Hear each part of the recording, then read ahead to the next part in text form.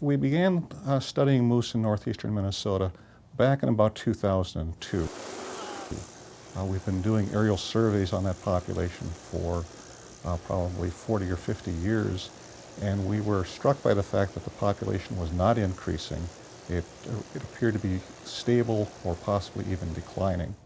And so we wanted to find out what was going on there, because the population should have been increasing. And so beginning in 2002, we began to capture moose, attach radio collars, and just follow the moose around.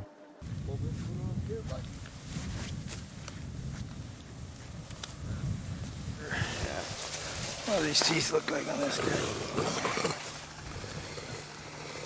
His teeth are good. In the 6 years that we had the study going in the Northeast, we found out that the mortality rate is much higher than we see elsewhere in North America. The annual non-hunting mortality rate went anywhere from 5% to a high of 35%. So that means that in a single year, 35% of our radio-collared population died, which is a tremendous number of moose dying.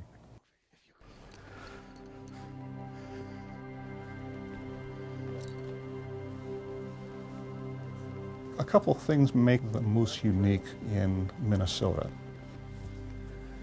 First of all, the moose is on the southern edge of their distribution here in Minnesota.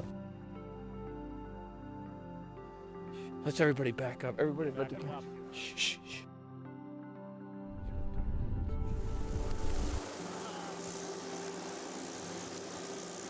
You don't have to go too much further south than perhaps Duluth, and you won't see a moose. It's a critter that requires cool temperatures to survive. You can't get cold enough temperatures for a moose. They'll be able to survive in minus 40, minus 50 without a problem. If it gets above the mid-50s, they have to increase their metabolic rate in order to stay cool. And we found that there's a correlation in this annual mortality that we're seeing with how warm their environment is. For example, in 2004, we had a very cool summer, and the annual mortality rate was only 5%. In 2006, it was a very hot summer, and it was 35%. And so it gave us some idea that there was a relationship going on between the amount of heat stress that these animals were exposed to and the mortality rates that we were seeing. I think everybody's seen pictures of moose feeding on water plants, and we think it's partly due to the aquatic vegetation that they're feeding on, but we also believe that simply immersing themselves in the water acts as a barrier against the hotter temperatures. We're speculating, basically.